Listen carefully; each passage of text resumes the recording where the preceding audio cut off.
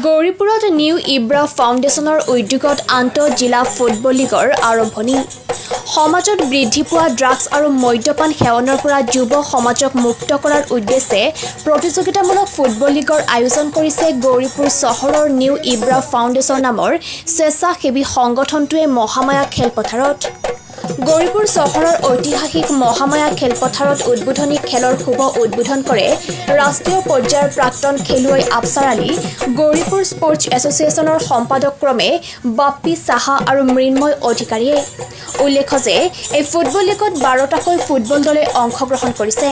অহা 18 মে ইংৰাজী তাৰিখৰ পৰা প্ৰতিদিনে 2টাকৈ দলৰ মাজত খেল অনুষ্ঠিত কৰা হ'ব বুলি উদ্যোক্তা সমিতিয়ে জানিবলৈ দিয়ে। এই প্ৰতিযোগিতাৰ চূড়ান্ত খেলত জয়লাভ কৰা দলক নগদ ৭৫,০০০ টকাৰ লগতে এটা ট্ৰফি আৰু ৰানাৰ্ছ আপ দলক নগদ ৫০,০০০ টকাৰ লগতে ট্ৰফি দিয়া হ'ব বুলি জানিবলৈ দিয়ে উদ্যোক্তা সমিতিয়ে। এই শুভ উদ্বোধনী খেলত বন্ধুত্ব হিচাপে অংশগ্ৰহণ কৰে চাপোটগ্ৰাম আৰু চিলামপুৰৰ খেলুৱৈসকলে। অহা 18 ইংৰাজী তাৰিখৰ পৰা চূড়ান্ত খেল আৰম্ভ হ'ব। খেলখনত শুভ আৰম্ভণিত উপস্থিত থাকে গৌৰীপুৰৰ সাংবাদিক আবুল হুছেইন, চাহাবুদ্দিন মোল্লা, সুৰজ কুমাৰ মহতো, আনিছুৰ ৰহমান, কেমেৰা পাৰ্চন ইঞ্জুমুল হক। গৌৰীপুৰৰ পৰা Shahabuddin Molla report, PI news. এটা ভাল ইনিচিয়েটিভ লৈ আমি IFL ইব্ৰা ফুটবল লীগ যাত আমি নামকৰণ দিয়া হৈছে আজি গ্ৰাণ্ড অপেনিং আৰু সমূহ দৰ্শকে আবাৰ জোৰে হাত চাপৰি দি কেনে আমাৰ দুটা টিমক উৎসাহিত কৰিব লাগে।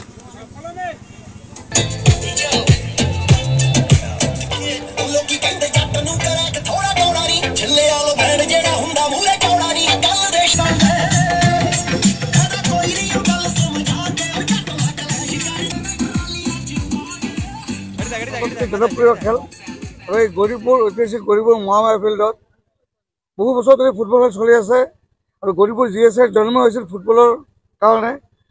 লাহে ধীৰে এই খেলবিলাক আমাৰ এটা টাইমত আমাৰ এই অঞ্চলৰ বহু খেলুৱৈ ভাৰতবৰ্ষৰ বহুতে খেলিবলৈ গৈছিল, ষ্ট্ৰীট প্লেয়াৰো আছিল। লাহে ধীৰে আমাৰ খেলবোৰ অধপতন হৈছিল যদিও কিন্তু আমাৰ যুৱ সমাজক নতুন প্ৰেৰণা দিয়াৰ কাৰণে সোনু বৰসৰুভাই ইব্ৰাহিম শেখে যি প্ৰচেষ্টা হাতত লৈছে, বৰ্তমান সমাজত যি নিচাযুক্ত সামগ্ৰীৰ প্ৰতি যুৱ সমাজে আগবাঢ়ি গৈছে তাতে এইটো বন্ধ হয় এই খেলৰ জৰিয়তে। আৰু এই খেলৰ জৰিয়তে এতিয়া খেল হৈছে, এতিয়া খেল হৈ থকা নাই, এতিয়া এটা জীৱিকাৰ উপাৰ্জনৰ এটা স্থায়ী হৈছে, যাতে ভৱিষ্যতে আমাৰ এই অঞ্চলৰ পৰা নতুন প্ৰজন্মৰ ল'ৰা বা ছোৱালীয়ে হওক বা ল'ৰাই হওক ভাল খেল প্ৰদৰ্শন কৰি আমাৰ অসমৰ বিভিন্ন লগতে ভাৰতবৰ্ষৰ খেলিব পাৰে, এইটো মই আশা ৰাখিলোঁ। আৰু এই খেলৰ উদ্যোক্তাক মই ধন্যবাদ জনাইছোঁ গৌৰীপুৰ ক্ৰীড়া তৰফৰ পৰা। আৰু আমাৰ এই গৌৰীপুৰ মহামায়া খেলপথাৰখন এনেকুৱা আছিল, ইয়াত 1943 তেতিয়া ব্ৰিটিছৰ ৰাজ্যপাল দৌলতাবাবু আহি ইয়াত খেল চাইছিল আৰু ইয়াত ফুটবল খেলৰ সৃষ্টি কৰিছিল। গৌৰীপুৰ এই অঞ্চলত আমাৰ প্ৰৱতেশ বৰুৱাৰ সৰু ভায়েক প্ৰণৱেশ বৰুৱা, যাক আমি পুতলি বুলি কোৱা হয়, ৰাজকুমাৰ, তেওঁ এই অঞ্চলত কোচিঙো দিছিল তেতিয়া 1935-ত।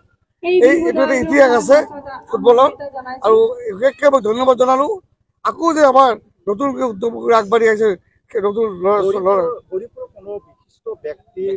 মেমৰি হিচাপে এই খেলখন লগা হয় নেকি?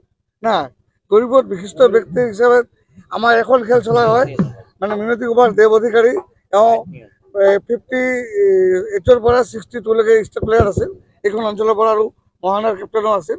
আমাৰ এই নামনি অসম অঞ্চলৰ পৰা জগত আমাক এটা টাইমত গুৱাহাটীত বাংলাদেশী বুলি কৈছিল। এই দূৰ দিনত যে খেলিবলৈ পাইছিল তেতিয়া কোনো ইমান আধুনিক মানে প্ৰচাৰৰ সামগ্ৰী নাছিল যদিও তেওঁলোকে কষ্ট কৰি খেলিছিল।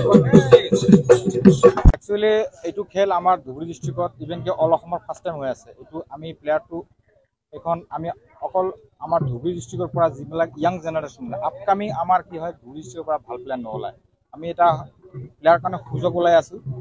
এইটো ফাউণ্ডেশ্যন ইব্ৰা ফুটবল লীগ, যিটো IFL বুলি নাম দিয়া হৈছে, এইটো এটা অৰ্গেনাইজেশ্যন হৈ আছে আমাৰ এটা ফাউণ্ডেশ্যন।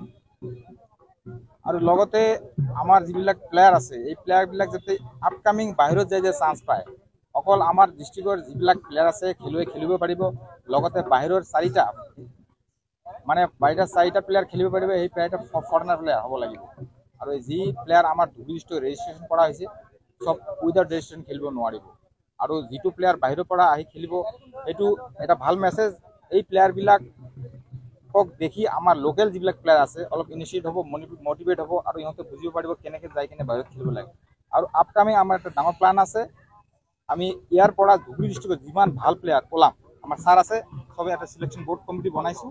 তাৰ পৰা আমি ধুবুৰী ডিষ্ট্ৰিক্টত যিমান আপকামিং আমাৰ সিনিয়ৰ নেশ্যনেল জুনিয়ৰ নেশ্যনেল তাৰ পৰা প্লেয়াৰ সিলেকশন কৰি আমি বাহিৰলৈ লৈ যাম। এয়া নিশ্চয় প্ৰশংসনীয়, কাৰণ মই গৌৰীপুৰ স্পৰ্টছ এছ'চিয়েশ্যনৰ ফুটবল ছেক্ৰেটাৰীৰ দায়িত্বত আছোঁ। কাৰণ আমি ছেক্ৰেটাৰী এছ'চিয়েশ্যনৰ ফালৰ পৰা কিছুমান দায়বদ্ধতা বা কিছুমান হেৰি থকাৰ কাৰণে হয়তো মুকলিকৈ এনেকুৱা খেল আমি পাতিব পৰা নাছিলোঁ। গতিকে এইটো চনু মোৰ সৰু ভাইটি তেখেতে যিটো প্ৰচেষ্টা লৈছে সেইটো ISL টাইপ এটা হ'ব, তাৰমানে ৰেজিষ্ট্ৰেশ্যন প্লেয়াৰ খেলিব আৰু উইদাউট ৰেজিষ্ট্ৰেশ্যন তাত 4জনকৈ প্লেয়াৰ খেলিব পাৰিব, তাত কোনো বাধ্যবাধকতা নাথাকিব। আৰু ইয়াত সৰ্বমুঠ 12টা দলে অংশগ্ৰহণ কৰিছে, মানে 12জনে টিম লিড কৰিছে। আৰু এইটো প্ৰথমতে লীগ বেচিছতে হ'ব, লীগ বেচিছত গৈ কিনে লাষ্টত এইটো নকআউট পৰ্যায়ত এইটো তাৰমানে ৰেজিষ্ট্ৰেশ্যন যিখিনি প্লেয়াৰ খেলুৱৈ খেলিব এইখিনি মই জনা মতে এইটো ৰেজিষ্ট্ৰেশ্যন মানে জিলা ভিত্তিকে হৈ আছে।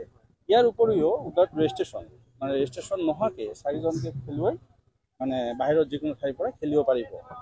টিম যিয়ে টিম মানে লৈছে বা টিমৰ যি স্বত্বাধিকাৰী সিয়ে ইচ্ছা কৰিলে টিমটো শক্তিশালী বনোৱাৰ কাৰণে বেলেগ ঠাইৰ পৰা খেলুৱৈ লৈ আহি খেলিব পাৰিব। আৰু ইয়াত এটা ভাল হ'ব কি আমাৰ যিখিনি খেলুৱৈ আছে এই খেলুৱৈখিনিয়ে বাহিৰা খেলুৱৈৰ লগত খেলি মানে এটা সমিল মিলে মানে নজনা বস্তুখিনি জানিব পাৰিব। আৰু মই আশা কৰোঁ ইয়াৰ জৰিয়তে আমাৰ লোকেল খেলুৱৈখিনিও মানে নজনা বস্তুখিনি জানিব পাৰিব আৰু খেলৰ মানদণ্ড এটা খুব ভাল হ'ব বুলি মই আশা কৰিছোঁ।